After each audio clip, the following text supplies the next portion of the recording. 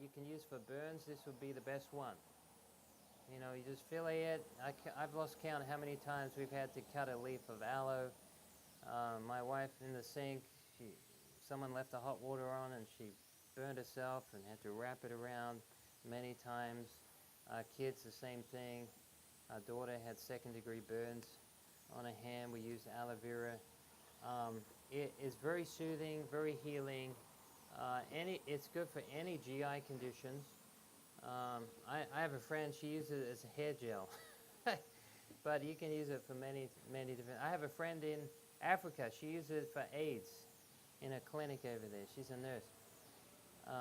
So, ashwagandha, anyone heard of ashwagandha? This is very good for the adrenals. It's very good for the thyroid gland. It's very good for the neuroendocrine system. Excellent for inflammation in the body. It helps lower the stress levels. It helps with cortisol. It helps give you energy. It can help with inflammation, fertility, stress. It's one of the best things for stress, actually. But, you know, you've never heard of that condition, stress, have you? All right, okay. All right, well, if that is excellent for that condition. All right, so you can make herbal salves as well. This is a calendula salve. I'll talk more about that in a few minutes. They're great for topical injuries. And this is cayenne. This is my favorite herb, one of my favorite herbs. This is very good for emergencies. If you have someone who has a stroke, someone who has a heart attack, you can take cayenne and it will literally bring them back from the dead. I mean, it is the best herb for emergencies. You go online, listen to all the people who've had heart attacks and took cayenne. Even paramedics are using cayenne for hemorrhaging, internal hemorrhaging, right? Give them cayenne, it will cauterize damaged blood vessels in a matter of 60 seconds. It will help with migraine, it will help with headaches, it will help with fevers, it will help with colds, it helps even lose weight. You can make an infused oil out of it, put it on your thyroid, and it will improve thyroid function. You can use it for any circulatory disorders. Remember, the way the body heals is through the blood, right? If you move the blood faster through the body, you accelerate the healing process.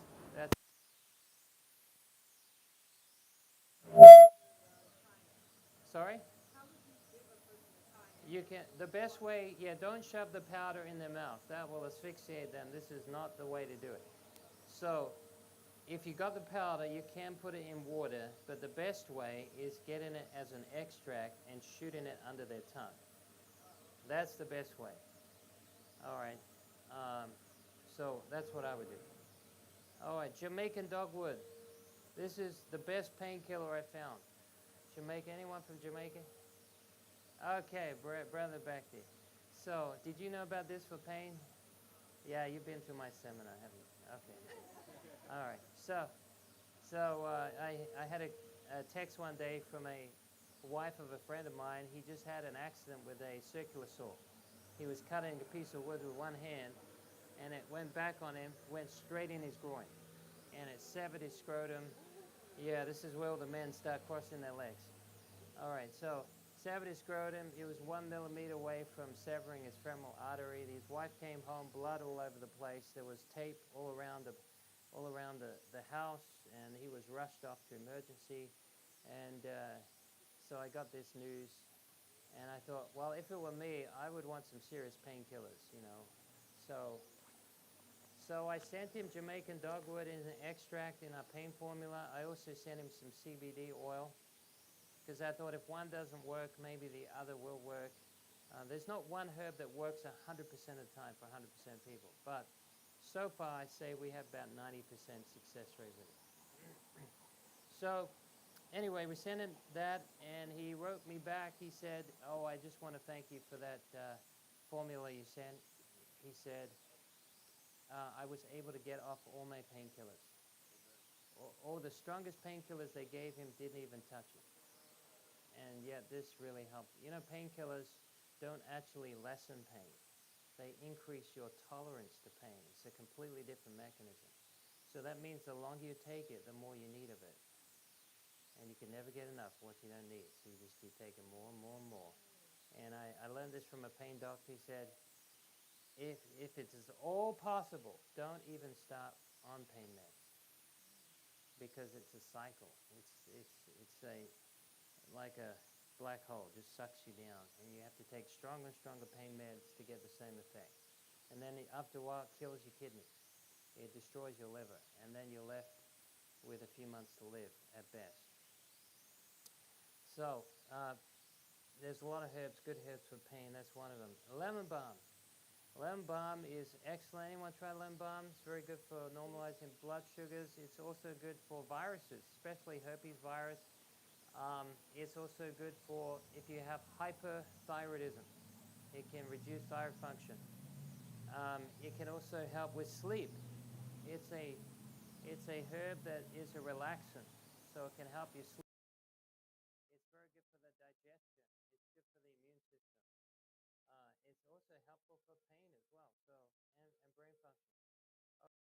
Another picture here. This is lungwort. Anyone use lungwort? Lungwort, also known as pulmonary officinalis. This is amazing for your lungs. This is the only herb I know that I've seen lung tissue repair itself using this herb. I wouldn't have believed it hadn't someone. Lungwort. Lungwort. It's a vasodilator. It's a bronchial dilator, and it will help increase oxygen to the lungs. And I had a lady. She had 85% of her lungs destroyed. She started taking lungwort. She took it for a few weeks. Went back to the doctor. Had another scan done. And the doctor was absolutely flabbergasted because there was new lung tissue growing. Lung tissue does not grow back. Okay. Now I don't know. Maybe that was a miracle from God. I can't say either way. But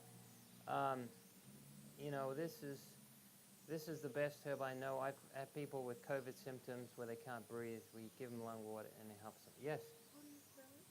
Lungwort or pulmonary officinalis? Which one? Lungwort, Lungwort. But there are different types of lungwort. That's why I gave you the official name, Pulmonaria officinalis. That's the mother lungwort. Okay.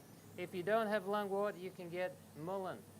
Mullein is another bronchial dilator, and you take the leaves, and you'll see mullein by the side of the road oftentimes. And you can just grab the leaf and use that. It's very mucilaginous. It's very good for asthma in particular. If you got asthma, take some mullein tea, and it works very effectively. I was teaching emergency medicine one time. I sometimes have emergencies the day I present emergency medicine. This was one of those situations. I was in Pennsylvania. I got a call 10 o'clock at night. One of the students I was teaching ended up with a severe asthma attack. She collapsed on the second story. She was 350 pounds. They couldn't get her out of the actual women's dorm.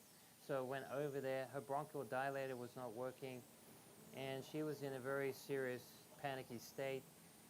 So we gave her some mullein, and we also rubbed some frankincense oil on her. We tried to keep her calm, keep her well hydrated. And within a short time, she started to respond and come back. So these are things that you can use for, you know, I'm not saying don't call 911 for really severe cases. You want to get someone involved, but this is what you can have to help while you're waiting for the ambulance to come. Bilberry. Someone asked me, what's good for the eyes? Bilberry is one of the best things.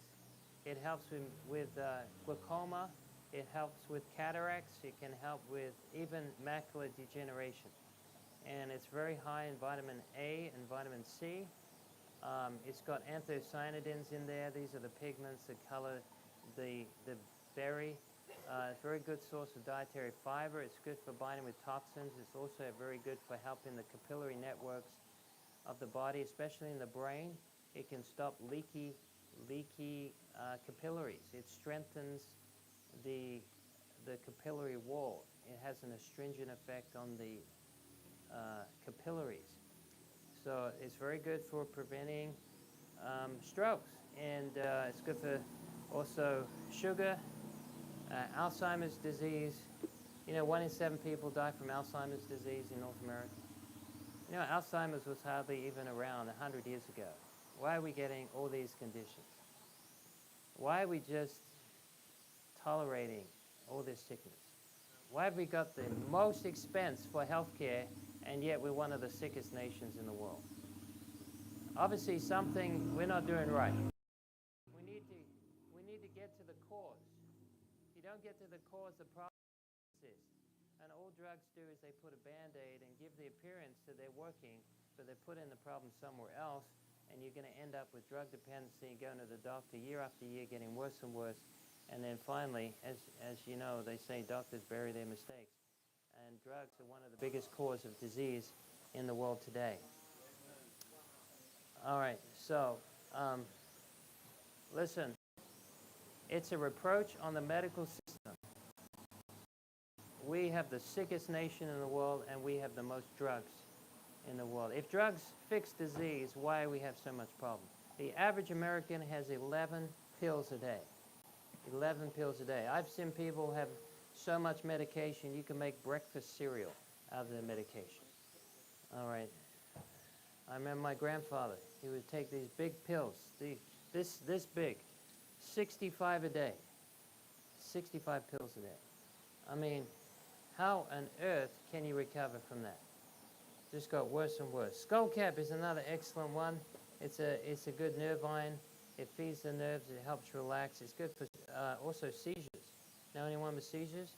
Try giving them some skull cap. It can reduce inflammation. It can remove toxins from their body. It helps with the risk of heart disease, lowers diabetes, sugar levels. It can help with colds, flus, any anxiety, nervous disorders. Okay, this is comfrey. Comfrey is one of the best plants for helping with the bone. If you break a bone, you use comfrey. Use it topically. It's also good for wounds. Now, if anyone is a little queasy on looking at wounds, I'm going to show a wound here, so you can just turn away. Don't look at this next slide, okay? I'm going to just change it. So, this is a guy, he's a diabetic. You see the wound on the left? That's the same leg on the right. So, he sent me a picture of his leg, and I knew this guy could die pretty quickly from septicemia, diabetic type 2. He's not able to move around a lot. It's got a pretty poor prognosis. So I said to him, listen, what you need to do is clean the wound every day and then put some comfrey on it. So he started putting comfrey on it. This was a few weeks later, by the way. It's the same leg. You can see it's got a little tiny bit of opening up here, but it's starting to close. All right, much better than it was before. And that was just comfrey. Comfrey is a cell proliferator. It helps stimulate the tissue to regrow, and it probably saved his life just using that comfrey. Lavender. This is great if you've got stress, anxiety. If you want to sleep better, take lavender. Lavandula officinalis. There's 400 different types of lavender. Not all lavender is created equal. Some will stimulate you, keep you awake. The lavender to get is Lavandula officinalis or Lavandula angustifolia. And we have feverfew, great for headaches, fevers, and migraines. And this is a vasodilator. That's how it works for migraines. Its name, feverfew, suggests that it reduces fever. Good for rheumatoid fevers, actually. That's where it was actually used in historical, traditional times. We have calendula, or calendula. This is very good for skin conditions. If you've got psoriasis, eczema, you've got inflamed skin, damaged skin, you need skin repaired, use calendula. It's very effective. We've used it for all kinds of things. Poison ivy, poison oak, burns. It's fantastic. Very soothing. You could use it on children, even infants. You can use it topically. Oregon grapefruit is another excellent one for the immune system. It's a very strong antibacterial. And so getting bacterial infections, consider Oregon grapefruit. If you get viral infections, consider elderberry. Elderberry is, this is Sambucus nigra, And, you know, when the pandemic was going around, people weren't talking about elderberry. Elderberry was used historically for all major viral pandemics. It was known as the best antiviral available, and it's very effective. But no one recommended. They said, don't take elderberry, it could cause a cytokine storm, only with COVID. But then when you read the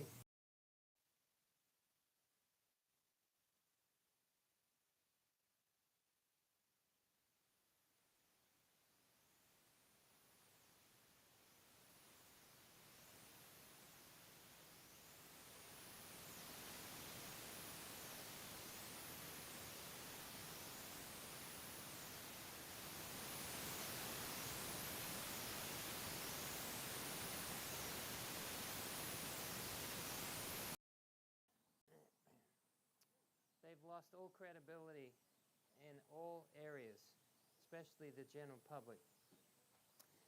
Inflammation. The best herb for inflammation is turmeric root. This is gold for a reason. All right. Every chronic disease has one thing in common. It's pro-inflammatory. So use turmeric root for the inflammation. It works like a charm. This is the most studied medicine on the planet, is turmeric root. It's had over 6,000 studies on it. Yes, ma'am. Well, the curcumin is a derivative of turmeric. So there's over 5,000 chemicals in turmeric. Curcumin is just one of them, right? If you take curcumin out, yes, it's anti-inflammatory, but so is all the rest that you leave behind. But the liver will degrade it in 20 minutes. So that's why they use curcumin with pepper. Black pepper has piperine in it, and it suppresses the liver actions to metabolize curcumin. And so if you take curcumin, it's going to clear out the body unless you take it with something like black pepper. But if you take turmeric as a whole, in its whole form, you don't have that problem. You can take it raw. The best way to take it, honestly, is as a tea, a juice, or an extract. All right, and I'll tell you why. Because turmeric powder, 99+% of turmeric out there you buy in the store has lead in it. And I'll tell you why they have lead in it. Because lead is used to dye the color of the turmeric. Okay, also to add another problem, turmeric has an affinity for lead in the soil. And so you get a double whammy. So if you take it as a juice, the lead is trapped behind. If you take it as a tea, the lead is still trapped in the tissue. If you take it as an extract, the same thing. So those are the three best ways to get it in your body. I would recommend organic turmeric wherever possible. CBD oil, I won't go into this much, except it's the two major things it's used for is pain and sleep. It's good for anxiety as well. Vitex or chasteberry, this is another excellent one. This is a lady's best herbal friend. I could tell you stories all day about chasteberry. Chasteberry, yeah. All the men out there should be taking notes, all right? Because this is a hormonal normalizer, okay? You listening? Listen up. Hormonal normalizer. You need to know about this. All right, so it's very good.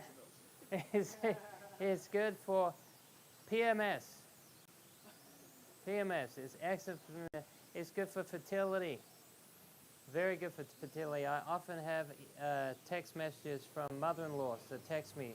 They bought their daughter the Vitex, and they're now a grandmother. All right. If you don't want to get pregnant, don't take Vitex. All right. Just throwing it out there. I'm just warning you.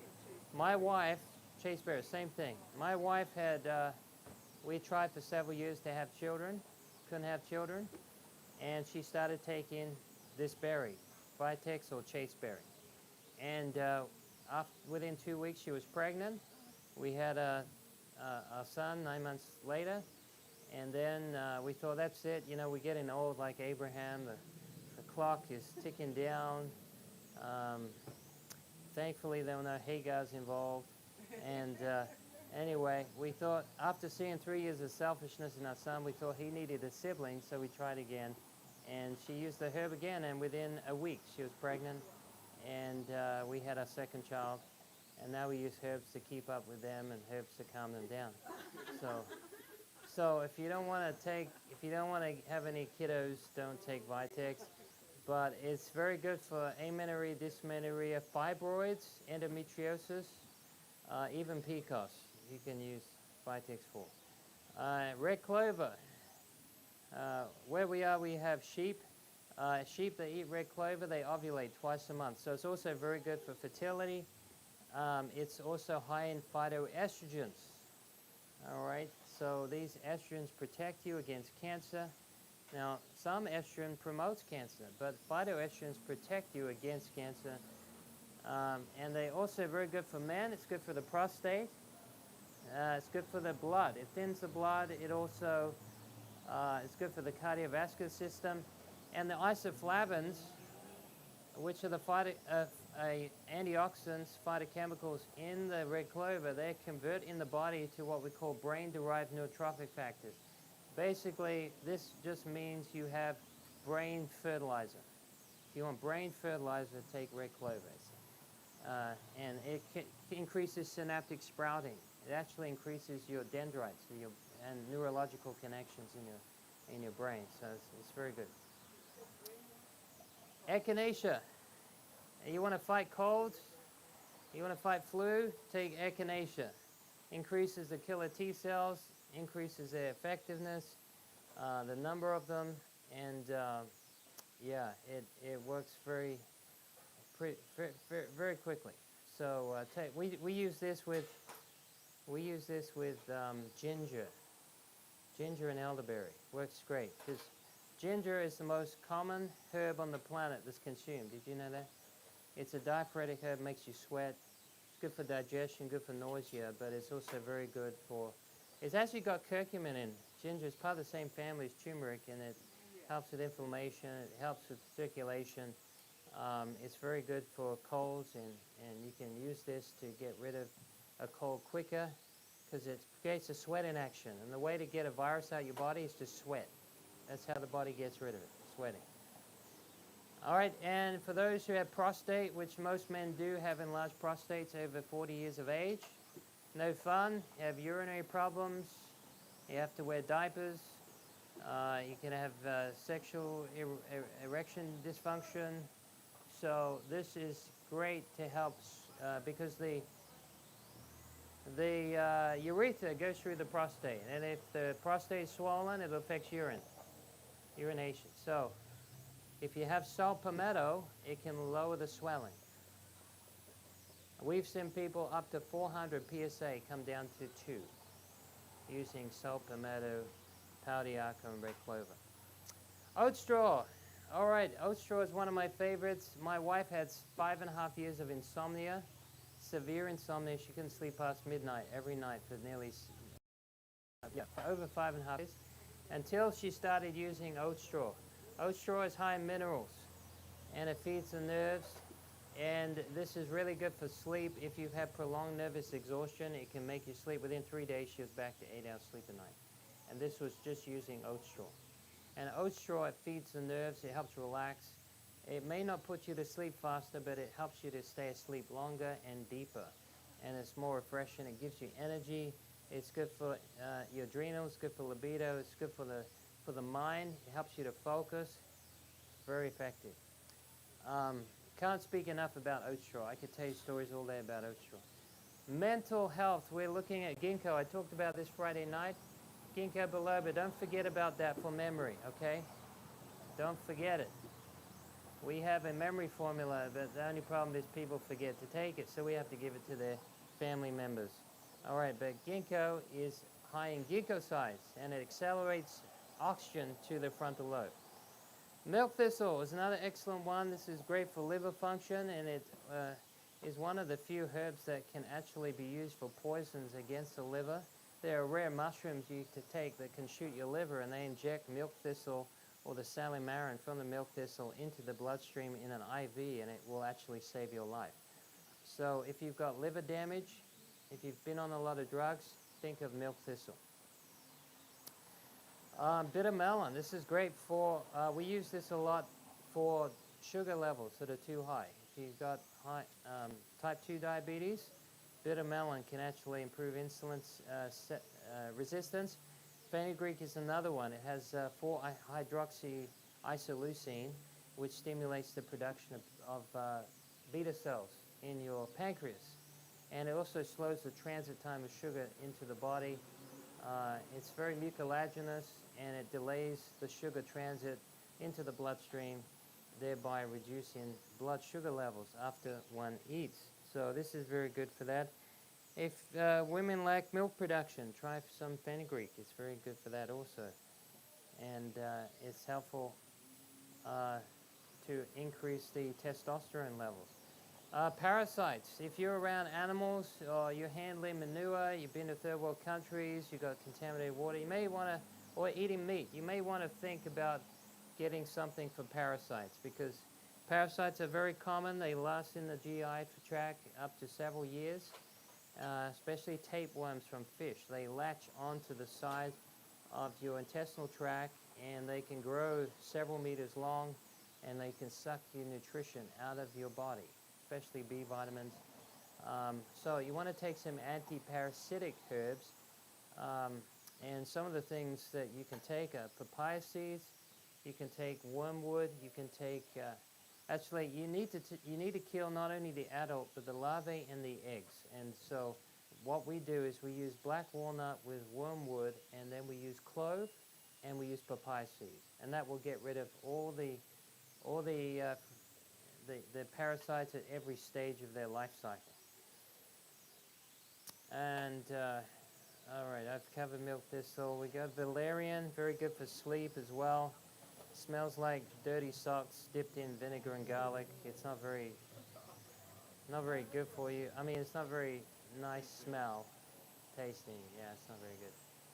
Yeah. How you have to make a decoction out of it. You have to boil it and then simmer it.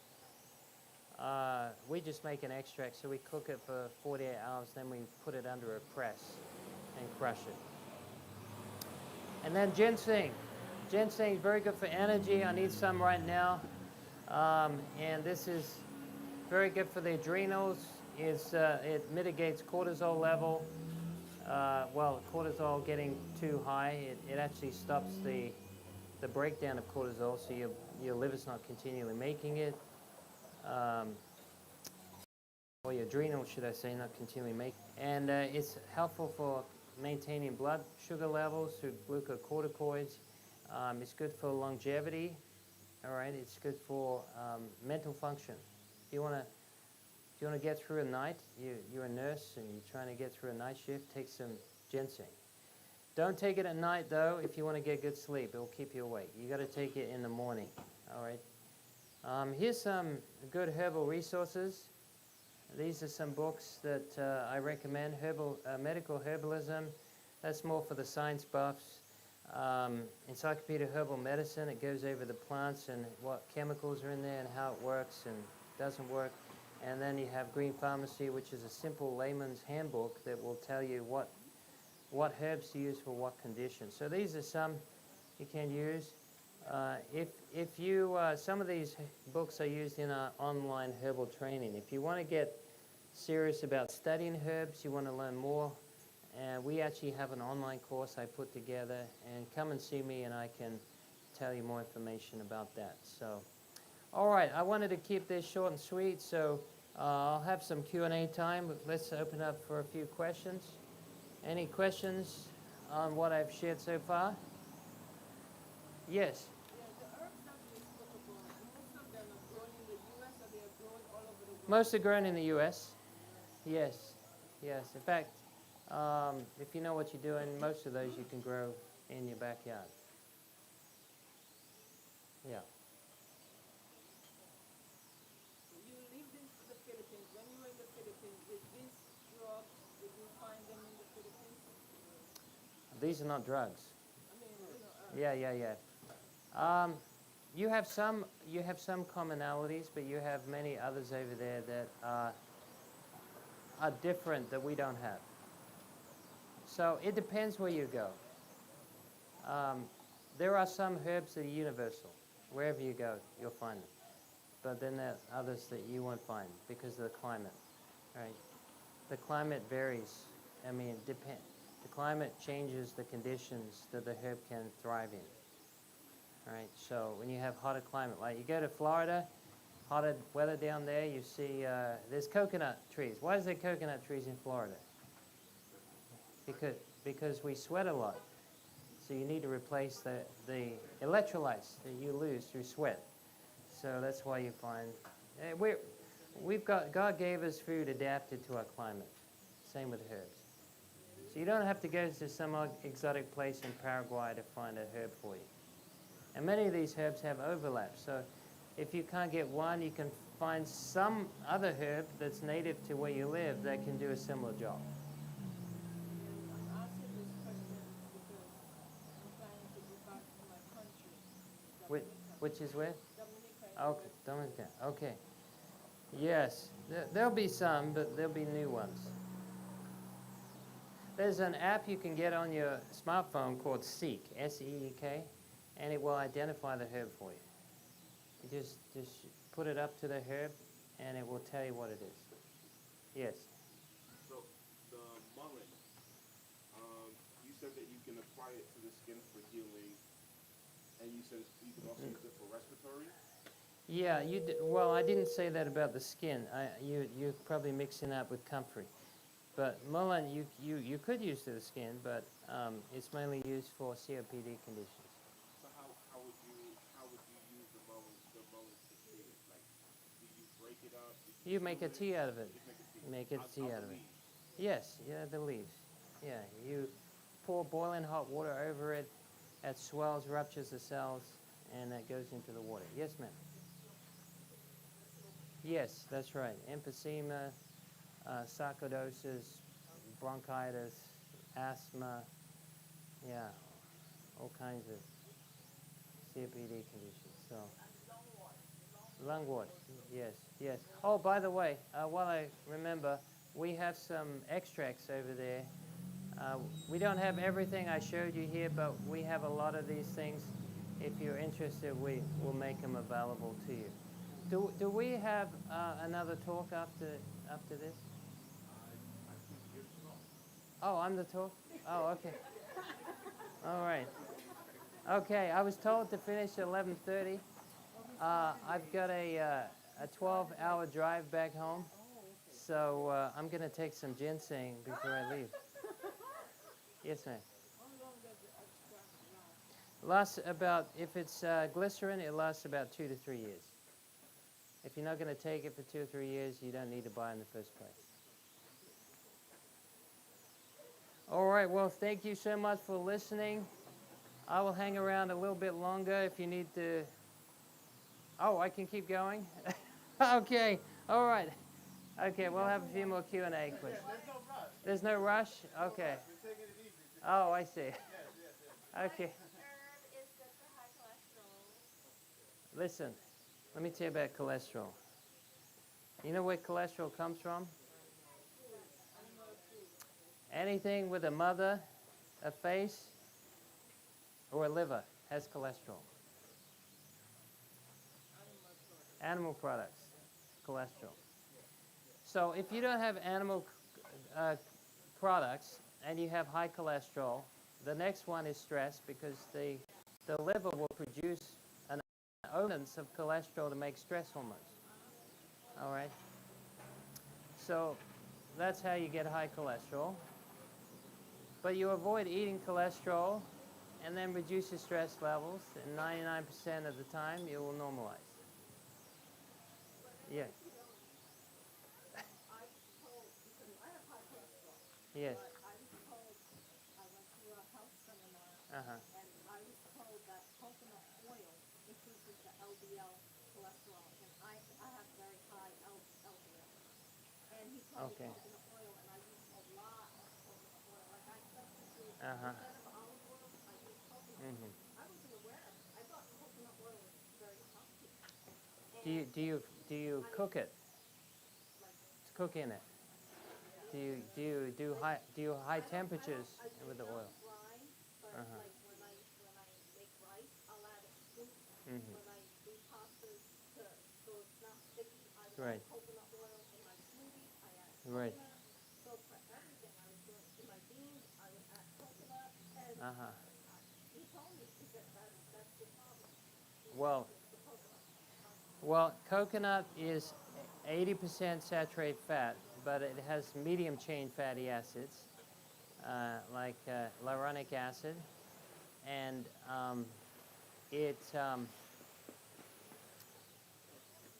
if you're, let me put it this way. If you're sitting in the office all day, and I'm not saying you, but if someone's sitting in the office all day, they're getting not much physical activity, and you're taking high amounts of it, then it may be a problem. Now, it depends on your LDL levels. So we need LDL. Everyone calls it bad, but it's only bad if it's too much in proportion to HDL. I don't worry about the total cholesterol. I worry about the ratio. Because if you've got enough HDL, then your body will carry the excess LDL back to the liver for manufacturing. So you want about ideally a 1-to-3 ratio. So if your total cholesterol is 150, your HDL is 50, that's a 1-to-3 ratio. 1-to-3 to 1-to-4, I don't worry about. When it gets over 5, that's a problem. So the ratio you have to worry about. But the way the body lowers cholesterol is through fiber. Fiber escorts cholesterol out of the system. There's no enzyme to break down cholesterol. The only way the body will take cholesterol out of the body is through fiber. It binds to fiber and it escorts it out of the colon. That's how you lower cholesterol.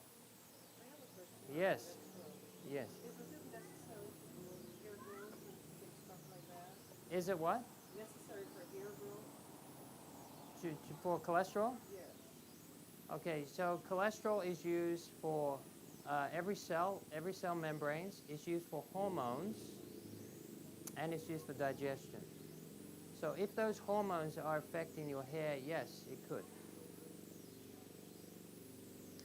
The best thing for hair growth is nettle, ashwagandha, rhodiola. If it's related to stress, hormones, or nutritional deficiencies. Nettle, ashwagandha, and rhodiola. Those are the three. We make a hair formula. I didn't bring any with me, unfortunately, but those are the... let me give you our website if you're interested. It's www.american, and then I say herb, you say herb, H-E-R-B, shop, S-H-O-P-P-E. It's the old English word for shop.com. American Herb Shop, SHOPPE.com. And you can find information on there, recipes on there, videos on there, and you can find us on there. So, okay, so I would contact me personally because it's not connected to that it's on another website. Yeah. Oh, you want my number? Okay, just don't. This isn't online, is it? Is this online? Okay, mute it. Yeah, thank you.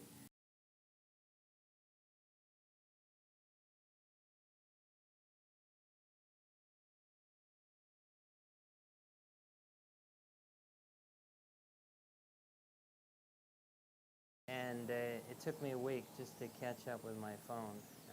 So you said 828. 828-545-6.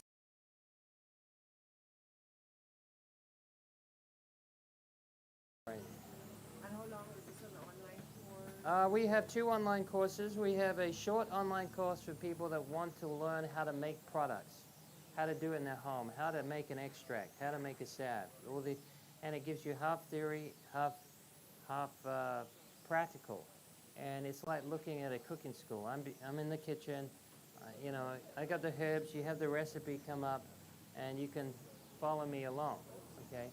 So that's one we have. And then the other one is really for people that want to become herbalists, people that want to sort of make it their ministry, their calling, their vocation.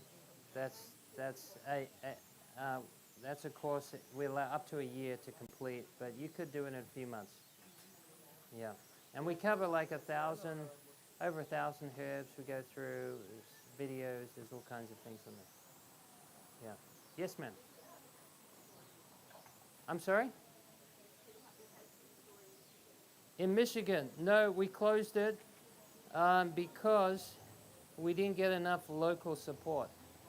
We were in Berrien Springs, right next to Andrews. Yes, McDonald's was thriving there. Yes. Yes, we went to Mishawaka. Yes, yes. We closed that before COVID, and the reason was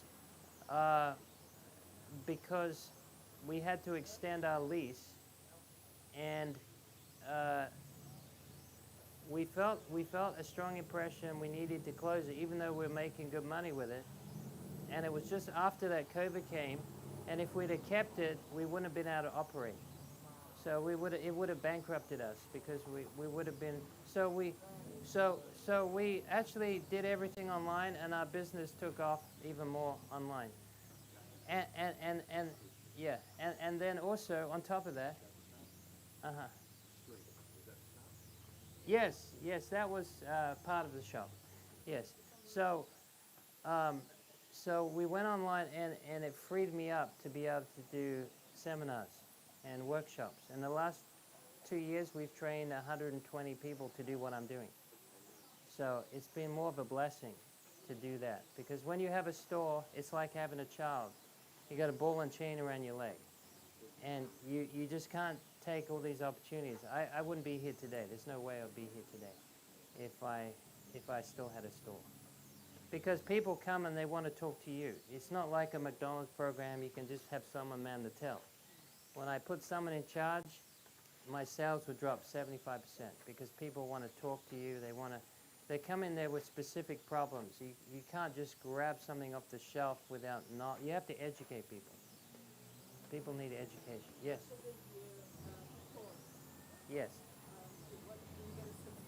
Yes, you get a certificate for the training. That's for the 1 year program, not for the short program. Yeah. Yes, you get a certificate. Yes. What kind of certificate? It's on a nice piece of white paper with you have certified to complete this course. Let me tell you about certification. There's no one licensed to certify herbalists in this country. Did you know that?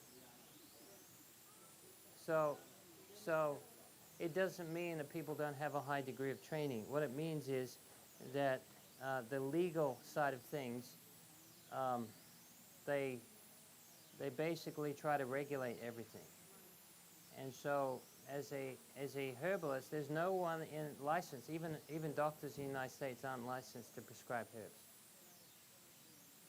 So if you're looking for certification, there's no university that will give you what we call government recognized certification. If you want to please the government standard, then you may as well put a rope around your neck and jump off a cliff. Because you're going to be constantly shackled with legal issues that restrict you from fulfilling your mission, which is helping people.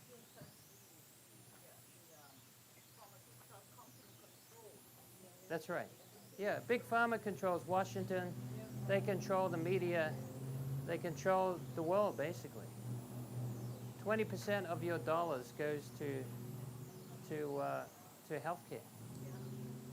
It's the biggest expense in the United States. And it's the most destructive to our health. You know, if you know I was a mechanic and I kept working on cars that broke down all the time, would you want me to fix your car? No, look, I don't want people to come back to me time and time again with the same problem. I want them to get well. I don't want them to keep coming back to me. it's a good program because you got recurring business. When you make people sick, the more you make them sick, the more they're going to need your product. And I don't want that. I want people to get well. That's why you have to educate people, because it's not just about taking a herb. It's about making lifestyle changes, getting to the cause, trying to, you know, stop a few destructive habits that are leading to that problem. So you either pay for your health in one of two ways. You either get educated or you get medicated. And it doesn't say in the Bible, my people perish from lack of medication. It's the lack of education, right? Lack of knowledge, it says.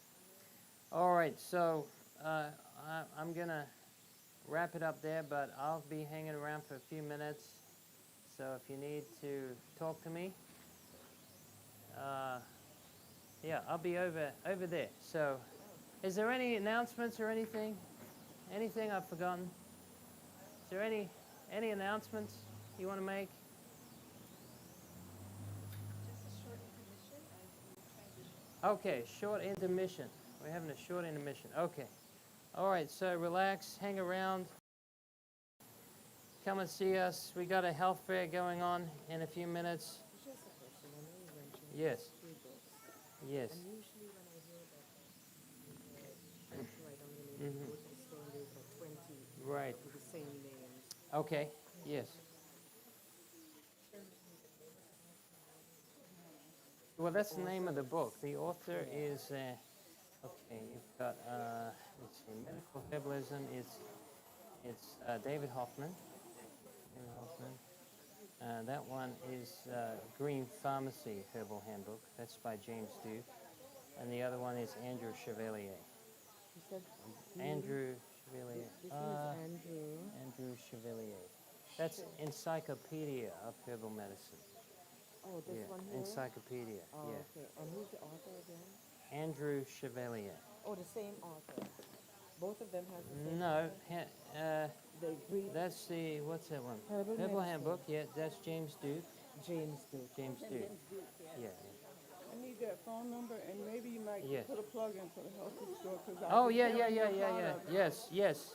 Listen up. Want to make an announcement. This dear lady here, who's no, I know your name. I was trying to bring it to a climax here. So she is a mother of Israel, and she's also very into helping people with their health. So she has a health food store, and it's not far from here. And I want to encourage you all to go to this health food store, because we need to support local people that have a burden to help people. And this lady, she has a burden to help people.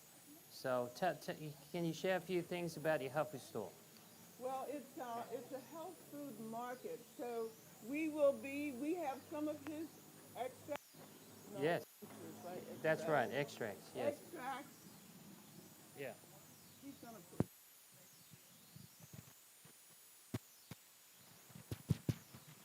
Okay, so we are not a conventional health food store. We have the foods. So we have organic foods, vegetables, fruits. We grow down and we order. So if you come in there and you find that we don't have many, it's because we're at the end of that cycle. But tomorrow we will have most of your basic plants like celery, all the basic vegetables and fruits that the average person here uses. We also have the groceries, but we do have extract, tinctures, which are in glycerin, and we'll be carrying his products. We have some of them, not a lot. So if you don't get them today, you can definitely get them through us, or you can get them through him, whichever. And we have the herbs. We have all organic herbs that you can purchase. The ones he mentioned and many others that he didn't mention, which he can't mention all of them. It'd take you all night. And we have warm foods. So, a lot of people, so we're a little different. people are running about, and you can get warm foods. A soup, all plant-based. Greens, potatoes, sweet potato, just some basic warm foods every day, usually. And we will have cards available with our information. And you can see it on our shirts. We just got our shirts for the first time. So I thank you. I guess that's it. Thank you. Thank you. Appreciate it. Now I need your that phone You need number. oh, yes.